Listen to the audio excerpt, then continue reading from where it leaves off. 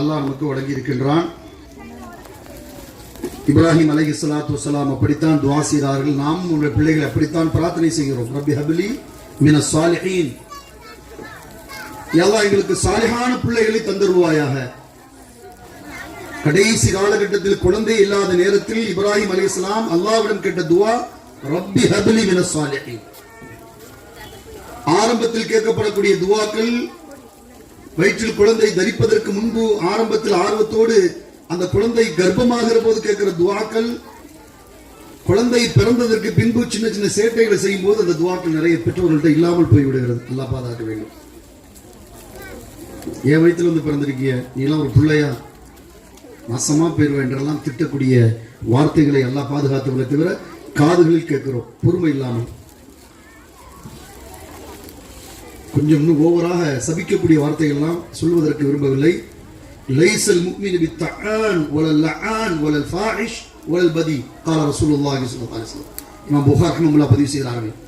சபிக்கக்கூடிய மூமின் அல்ல, குத்தி குத்தி பேசுபவன் மூமின் அல்ல, சாபமிடக்கூடியவன் மூமின் அல்ல. குத்தி குத்தி பேசுபவன் உண்மையான மூமின் அல்ல. பிறரை கீழாக நினைத்து பேசக்கூடிய மூமின் அல்ல. வலல் ஃபாஹிஷ், அறிவறுக்கத்தக்க வார்த்தை பேசுபவன் மூமின் அல்ல. இந்த 4 விஷயத்தை அல்லாஹ்வுடைய தூதர் நபி ஸல்லல்லாஹு அலைஹி வஸல்லம் சொன்னார். ரப்பி ஹப்லி மினஸ் ஸாலிஹீன் என்ற துஆவை கேட்கக்கூடிய பெற்றோர்கள் சாலிஹான பிள்ளையை தா. ஒரு சின்ன பிரச்சனை, சின்ன கோபம், சின்ன பிள்ளைங்க சேட்டையை தாங்க முடியாம சபிக்கக்கூடிய நேரம் வானவர்கள் கபூல் செய்யப்படக்கூடிய நேரமாக இருந்தா பிள்ளை நாசமா போகும். கழுத மாதிரி பேசலாம், மாடு மாதிரி செய்யறான், ஒரு செயலுக்கும் பதில் சொல்றதில்லை. என் வயிற்றுல பிறந்திருக்கான், அசமா போனவன், இப்படி எல்லாம் பேசக்கூடிய நேரத்தில் ஆமீன் என்று சொல்லப்படக்கூடிய வானவர்கள் அந்த நேரத்தில் துஆ கபூலாக்கப்பட்டால் நிலைமை என்ன? மிகப்பெரிய மோசம், மாபெரும் கை சேதம். தாய்மார்களை பொறுமை இல்லாமல் கொஞ்சம் கூட அவதானிக்காமல் யோசிக்காமல் சர்வ சாதாரணமாக எப்படிப்பட்ட துஆ ரப்பி ஹப்லி மினஸ் ஸாலிஹீன். இப்ராஹிம் அலைஹிஸ்ஸலாத்து வஸ்ஸலாம் அவர்கள் காபத்துல்லாவை கட்டி எழுப்புகிறார்கள். ரப்பனா வஜஅல்னா முஸ்லிமைன் லக வ மின் துர்ரியத்தினா உம்மத்தன் முஸ்லிமத்தன் லக துஆ கேக்குறாங்க. இப்ராஹிம் அலைஹிஸ்ஸலாமும் இஸ்மாயில் அலைஹிஸ்ஸலாம் சேர்ந்து, யா அல்லாஹ் என்னுடைய சந்ததியிலும் இந்த மார்க்கத்தை பின்பற்றக்கூடிய உம்மத்தன் முஸ்லிமா, உனக்கு கட்டுப்படக்கூடிய சரியான சமுதாயத்தை என் சந்ததி வரைக்கும் கொண்டு வந்துரு. எங்களை துஆ செய்றாங்க, சந்ததி வரைக்கும். துர்ரியத்தினா எப்ப இப்ராஹிம் நபி துஆ செய்தாலும் துர்ரியத் சந்ததியிலே சேர்த்தே கேட்பாங்க.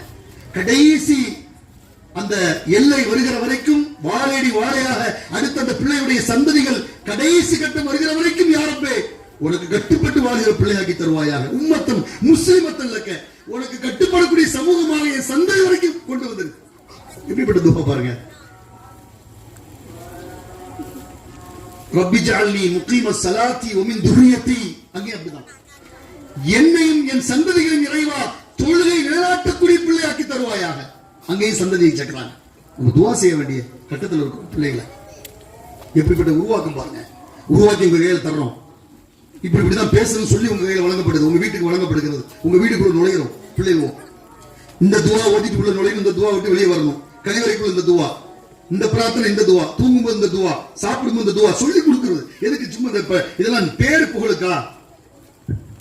இந்த பரிசு, இந்த அமர்வு, இந்த வேலைகள் அவசியமற்ற ஒரு நிகழ்வா? இவ்வளவு பெரிய செலவுகள், எவ்வளவு பெரிய உழைப்புகள், எவ்வளவு பெரிய ஆலிமாக்கள், உஸ்தாதாக்கள் அமர்ந்து பணி செய்யறாங்க. உங்களுக்கு கொடுக்கிற இந்த பொக்கிஷம் உங்க கையில வழங்கப்படுகிற போது எப்படி கொண்டு வரீங்க பிள்ளைகளை? உங்க கையில் பொக்கிஷமா வழங்கக்கூடிய அந்த பிள்ளைகள் எப்படி நம்முடைய கண் முன்னால் வீட்டில் வளர்க்கப்படுகிறது, பேசப்படுகிறது?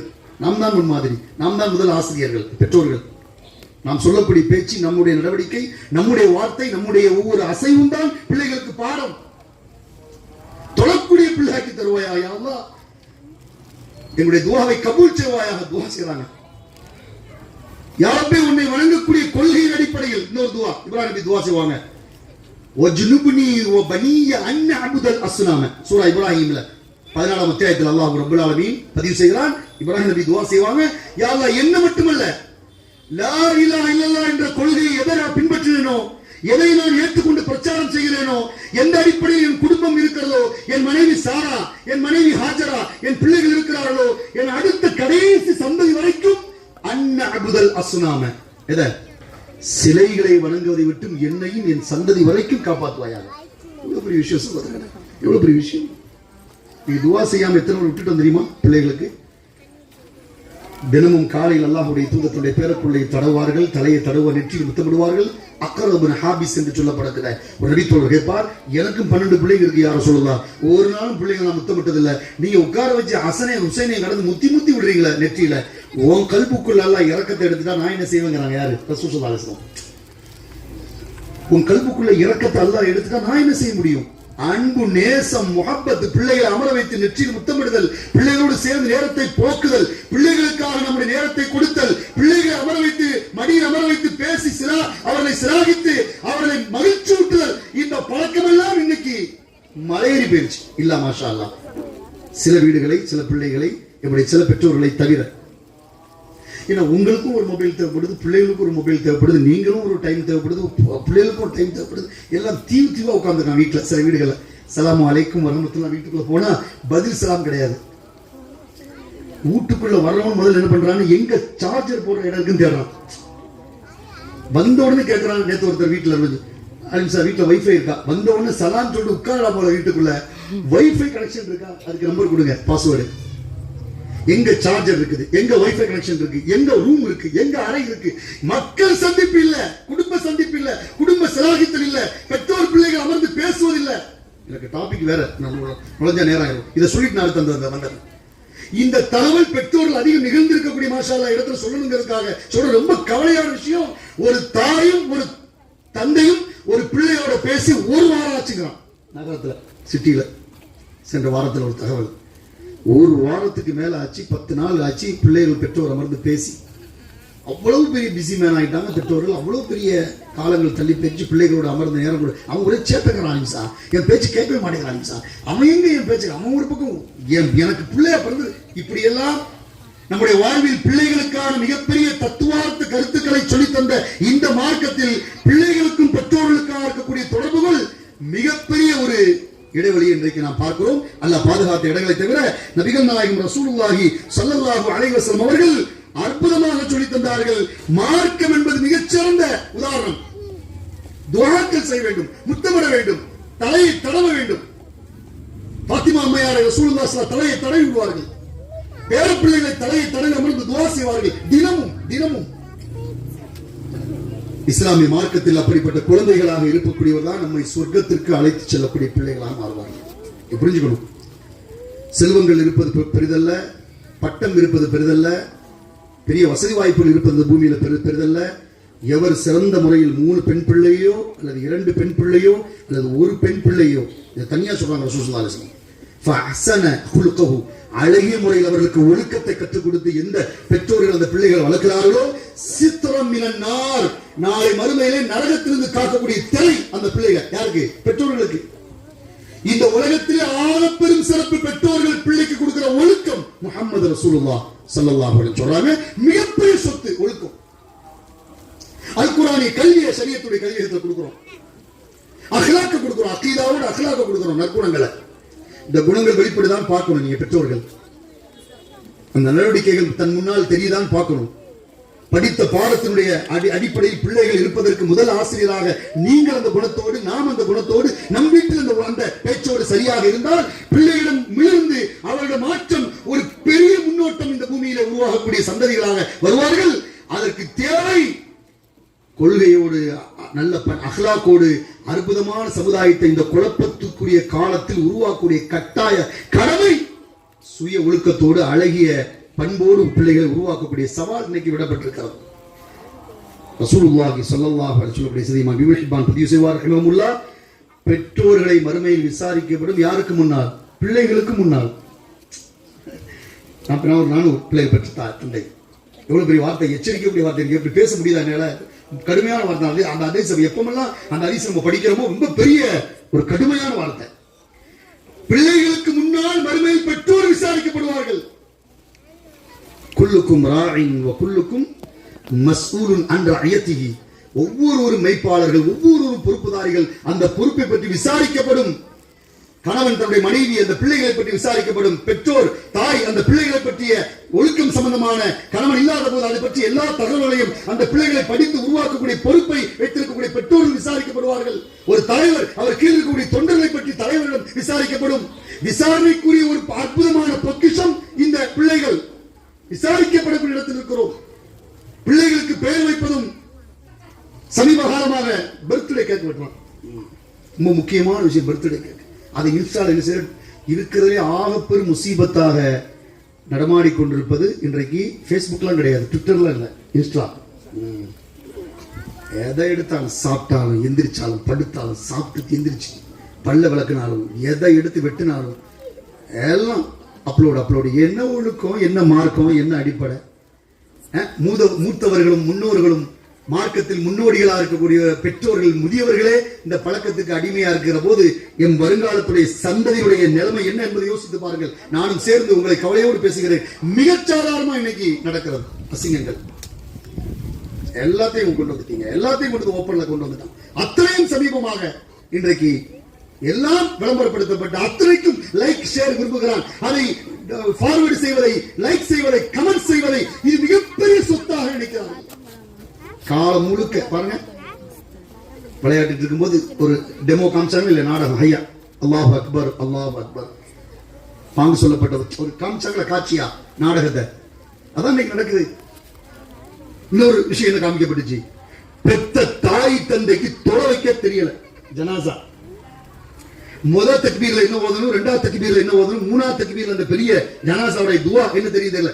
ஜனாசா அடக்கம் பண்ணுவதற்கு வந்தா கபருஸ்தானுக்குள்ளே பிள்ளைகள் வர்றதில்லை. சிலவங்க சொந்தங்கள் வெளியே நிக்கிறான், வெட்டி பேச்சு பேசுறான் கபருஸ்தான்ல. அற்புதமாக துவா செய்து இஸ்திக்பார் செய்யப்பட வேண்டிய முக்கியமான கபருஸ்தான்ல ஊர் பேச்சு, ஊர் நியாயம் பேசப்பட்டு செல்போன்ல அங்கேயும் பிசினஸ் பேசுறான், அங்கேயும் வியாபாரம் பேசுறான், அங்கேயும் வெட்டி பேச்சு பேசுறான்.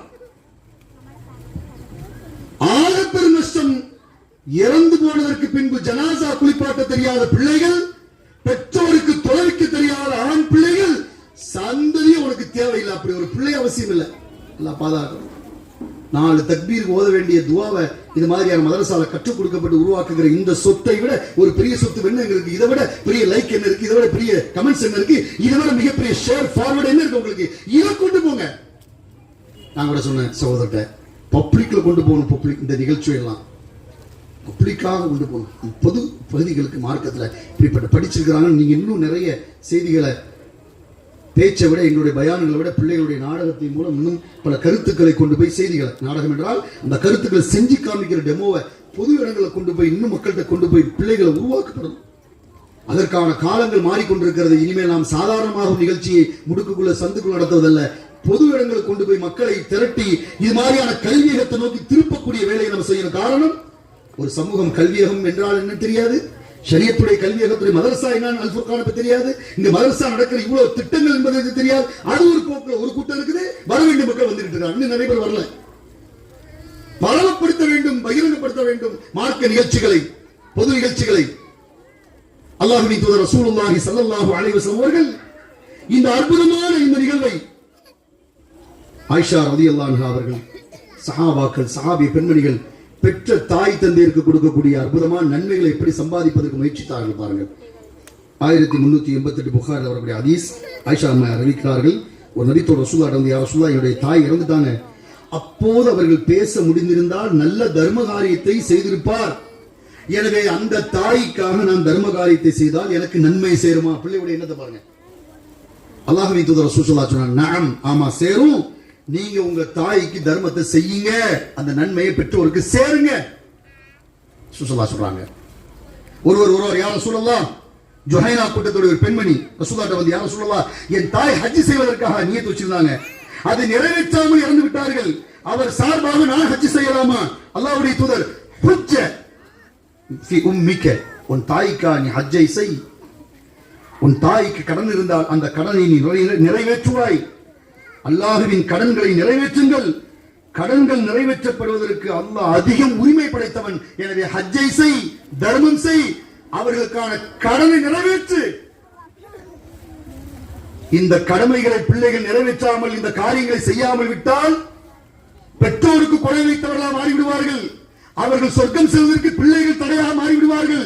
எனவே ரசூலுல்லாஹி ஸல்லல்லாஹு அலைஹி அவர்கள் அந்த பெற்றோர் இறந்து விட்டாலும் அவர்களுக்கு நன்மை செய்துவிடு, தர்மம் கொடு, ஹஜ் செய், அவர்களை சேர்த்து கொண்டு போய் சொர்க்கத்தில் உட்கார வைப்பதற்கான என்ன வழி என்பதை அன்றைய சஹாபியா கண்மணிகள், சஹாபி பெண்மணிகள், ஆண்கள் யோசித்தார். இப்படி எக்கச்சக்கமான ஹதீஸ்கள் உண்டு. என்ன செய்ய வேண்டும் என்று கேட்டு கேட்டு நிறைய விஷயங்களை செய்தார்கள். ஒரு பெற்ற தாயை தந்தையை அடக்கம் செய்துவிட்டால் நன்மைகளை, மிகப்பெரிய நன்மை ரசூலுல்லாஹ் ஸலக்கத்துன் ஜாரியா, இறந்ததற்கு பின்பு 3 தொடரும் என்று சொன்னார்கள். அதில் ஒன்று வலதுன் சாலிஹுன் யதுஉ லஹு, சாலிஹான பிள்ளைகள் அந்த பெற்றோருக்கு செய்யற துஆ அல்லாஹ்ட்ட என்ன செய்யப்படும்? ஒப்புக்கொள்ளப்படும். அல்லாஹ்வுடைய தூதர் ரசூல் ஸல்லல்லாஹு சொல்றாங்க, நீங்க பிரார்த்தனைகள் செய்யக்கூடிய பிள்ளைகளை உருவாக்கணும். பெற்ற தாய்க்கு, யா அல்லாஹ் என் தாய்க்கு நீ சொர்க்கத்தை கொடு, ரப்பி ரஹ்முஹுமா கமா ரப்பயானி ஸகீரா, துஆவை கற்றுக் கொடுக்கிறோம். அந்த பிள்ளைகள் துஆ செய்து எங்களுடைய குடும்பத்தை நிறைவா நீ சொர்க்கத்தில் சேர்த்து விடு. ரப்பனா ஹபலனா மின் அஸ்வாஜினா வ துர்ரியாத்தினா குர்ரத அயுனின் வஜஅல்னா லில் முத்தகீன இமாமா. யா அல்லாஹ் என்னையும் என் மனைவியையும் என் சந்ததிகளையும் என் பிள்ளைகளுக்கும் கண் குளிர்ச்சியை தருவாயாக. நாளை மறுமையில் இறையச்சவாதிகளுக்கு என்னையும் என் மனைவியையும் என் பிள்ளைகளையும் இமாமாக்கி தருவாயாக. நீங்க எல்லாம் இமாமா நிப்பீங்க, உங்க பின்னாடி தான் ஒரு கூட்டம் மறுமையில் நிற்கும். ஒரு கணவன் மனைவி மார்க் அடிப்பில் உருவாக்கக்கூடிய பிள்ளைகள், சொர்க்கத்துக்கு தலைமை தாங்கக்கூடிய, இறையச்சத்திற்கு தலைமை தாங்கக்கூடிய, சொர்க்கம் செல்வதற்கு கணவனும் மனைவியும் இதோ இந்த பிள்ளைகள் நிற்பீர்கள் இமாமாக. உங்களுக்கு பின்னால் இன்னொரு அணி தயாராக இருக்கும், நீங்க தான் தலைமை தாங்குவீங்க. உருவாக்கம் சரியாக இருந்தால் இந்த துஆவுடைய உயிரோட்டம் கிடைச்சிடும் இன்ஷா அல்லாஹ். அல்லாஹ் அப்படிப்பட்ட கூட்டத்தோடு நம் அனைவரையும் ஒன்று சேர்ப்பானாக. பெரிய விஷயம் சகோதரிகளே, துஆ செய்யக்கூடிய பிள்ளைகள். அல்லாஹ்வின் தூதர் ரசூலுல்லாஹி ஸல்லல்லாஹு அலைஹி சொல்றாங்க, இன்னொரு செய்தியை பார்க்கிறோம். ஒருவர் தன்னுடைய பிள்ளையை எதிர்பார்த்து அமர்ந்திருக்கிறார். நபி ஸல்லல்லாஹு அலைஹி வஸல்லம் அவர்கள் அந்த பிள்ளை, அதாவது யமூத்துல் வாலிது கபல வலதி, பிள்ளைக்கு முன்னாடி பெற்றோர் இறந்துட்டாங்க. இப்ப அந்த பிள்ளை துஆ செய்கிறது. ஃபதர்தஃபிஉ தரஜத்துல் அபு ஃபில் ஜன்னah, சொர்க்கத்தில் அந்த தந்தையுடைய அந்தஸ்து உயர்த்தப்படுகிறது. ஃபயதஅஜ்ஜபு மின் தாலிக, இதை கண்டு அந்த பெற்றோர் ஆச்சரியப்படுறாங்க. என்னடா கொஞ்சம் கொஞ்சமா எங்க அந்தஸ்து உயர்ந்துகிட்டே இருக்குது, போக போக ஏறிக்கிட்டே இருக்கு அப்படின்னு மறுமையில் இருக்கக்கூடிய, அதாவது சொர்க்கத்தில் இருக்கக்கூடிய பெற்றோர்கள் ஆச்சரியப்படுறாங்க. என்ன எங்க அந்தஸ்து உயர்ந்துகிட்டே இருக்க மர்த்தபா சொர்க்கத்துல? மன் ஐன லீ ஹாதா, இது எப்படி நடக்குதுன்னு கேக்குறாங்க. சொல்லப்படுகிறது பிஇஸ்திக்ஃபாரி வலதிக லக, பூமியில் வாழக்கூடிய உன் பிள்ளைகள் உனக்காக செய்கிற பாவ மன்னிப்பினால் உனக்கு சொர்க்கத்தில் அந்தஸ்து உயர்த்தப்படுகிறது. சுப்ஹானல்லாஹ், எவ்வளவு பெரிய பாக்கியம் பாருங்க.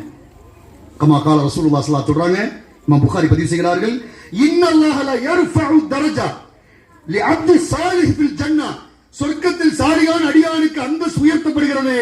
ஃபயகூலு ரப்பி மின் ஐன லீ ஹாதா, எப்படி சாத்தியம் என்று அடியான் கேட்கிற போது அல்லாஹ் சொல்கிறான், பிஇஸ்திக்ஃபாரி வலதிக லக, உன் பிள்ளை பூமியில உனக்கு இஸ்திக்பார் செய்கிறது, பாவ மன்னிப்பு கேட்கிறது. யா அல்லாஹ் உம்மா வாப்பாவுடைய கபரை விசாலமாக்கு, பாவத்தை மன்னிச்சிரு, சொர்க்கத்தை கொடு உனக்கு துஆ செய்து, இதோ சொர்க்கத்தை உன் அந்தஸ்து உயர்ந்துகிட்டே இருக்கு. இதை விட பெரிய சொத்து நமக்கு என்ன வேணும் பூமியில? நம்மை உருவாக்குகிற நம்முடைய பிள்ளைகள் நமக்காக துஆ செய்கிற, என் மௌத்துக்கு பின்னால் கொடுக்கிற சொத்து தானே. நான் அடக்கம் பண்ணதுக்கு அப்புறம் இந்த கபரில் அழுது துஆ செய்யறதானே, யார் கேட்பா? நல்லா புரிஞ்சுங்க. அடக்கம் செய்ததுக்கு பின்னாடி 5 நிமிஷத்துக்கு மேல எவரும் நிக்க மாட்டான். யாரை தவிர? ரத்த உறவுகள், பெத்த பிள்ளைகளை தவிர சொந்தமெல்லாம் நிற்பான். அஸ்ஸலாமு அலைக்கும் வட்டமாஜி அப்படின்னு போயிடுவான். அதுல 10 நிமிஷம் பேசுவான். கண்ணீரோட கவலையோட கையேந்தி துஆ செய்யறது யாருதான் சொல்லுங்க? யாருதான்? பிள்ளைகள். பெற்றோருக்கு பிள்ளைகள், பிள்ளைகளுக்கு பெற்றோர்கள், இவங்க தான் நிற்பாங்க. என உரிமையும் உணர்வும் இருக்கிறது, கடமையும் இருக்கிறது, அதற்கான காரியமும் இருக்கிறது. எனவே ஈரத்தோட கவலையோட கண்ணீரோட ஆலிம்சா கூப்பிட்டு துஆ ஓதுனா, அவர் ஒரு பேருக்கு ஒரு அரபியில் ஆமீன் ஆமீன் இதெல்லாம் நீ கூட்டு துஆ உட்கார்ந்து ஓதிட்டு இருப்ப. யாருக்கு துஆ செய்யணும்? அழுது சடங்கல்ல.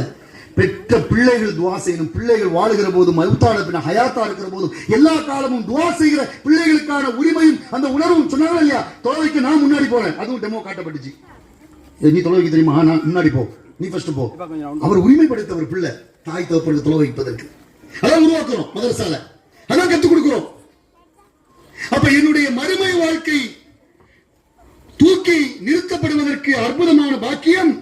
இதுதான் திருமறை குர்ஆன் 52ஆம் அத்தியாயத்துடைய 21 அல்லாஹ் சொல்றான், வல்லதீன ஆமனு வத்தபஅத்துஹும் ذُرِّيَّتُهُمْ بِإِيمَانٍ أَلْحَقْنَا بِهِمْ ذُرِّيَّتَهُمْ.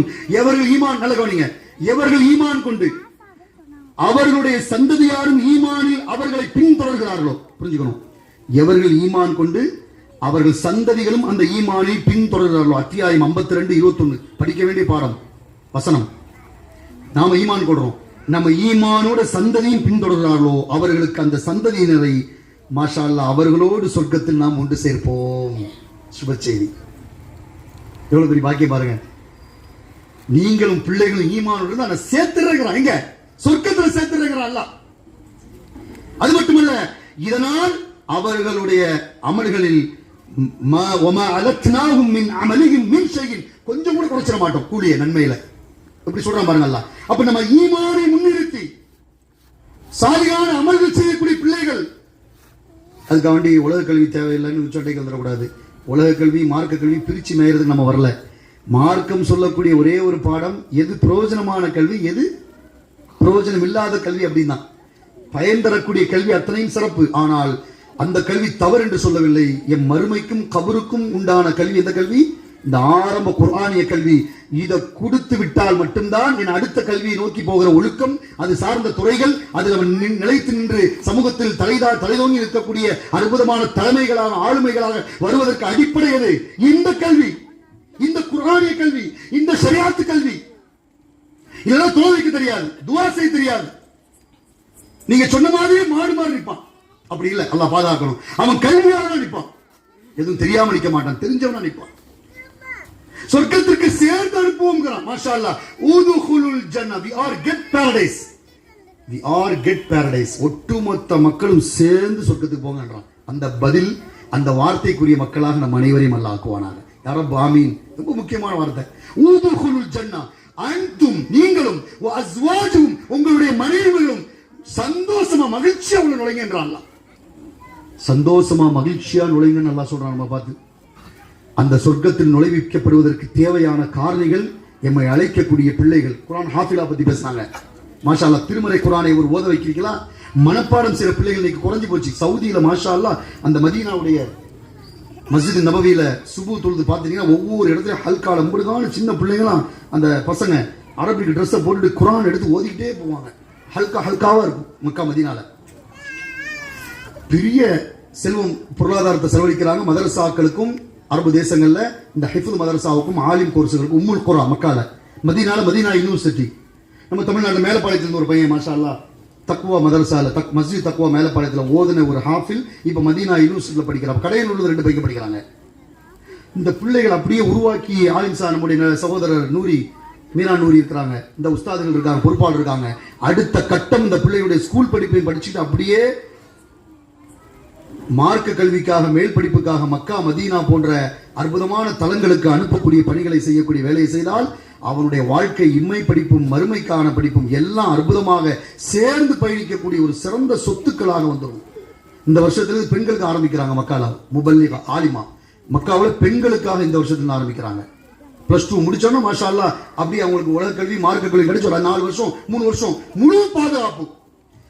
கல்வியை நோக்கி நீங்கள் அமர்ந்திருக்கக்கூடிய இந்த சபையில் அல்லாஹ் தெரியாமல் நமக்கு தெரியாது எத்தனை மதனிகள், எத்தனை மக்கிகள், அல்லது எத்தனை பெரிய அறிஞர் பெருமக்களாக, மிகப்பெரிய கல்வியாளர்களாக, ஆலிமாக்களாக இந்த உட்கார்ந்து இருக்கக்கூடிய இந்த சந்ததிகளை யார் எப்படி வருவார் என்பது தெரிஞ்சவன் யாரு? வல்லாஹு அலம். அல்லாஹ் அறிஞ்சவன். முயற்சிகளை விதைகளை போட்டுக்கிட்டே இருக்கணும். சும்மா உட்கார்ந்து ஒரு பரிசளிப்பும் அல்ல இது. இது முக்கியமான அமர்வு, முக்கியமான வகுப்பு. இன்றைக்கு இது போன்ற நிகழ்ச்சிகள் எல்லாம் பயிற்சி எங்கேயும் நடக்கிறது. எனக்கு தெரிஞ்சு ரொம்ப குறைவு. இந்த மேலப்பாளையத்தில் இந்த மாலிம்சா மாதிரி கொஞ்சம் பேர் தான் தமிழ்நாட்டில் கொஞ்சம் இடங்கள்ல தான் நடக்குது. பல இடங்கள்ல எங்கள் பணியெல்லாம் முடிஞ்சு இழுத்து மூடி என்ன பண்ணிட்டாப்புல எல்லாம் க்ளோஸ் பண்ணி ஆளாளுக்கு பிஸ்மில்லான்னு உட்காந்து கடையை மூடிட்ட மாதிரி மூடிட்டாங்க. ஆமா, போர்டு மட்டும்தான் இருக்கு. ரமத்துல வச்சுன மாதிரி அல்லாஹ் போர்டு மட்டும்தான் இருக்கு.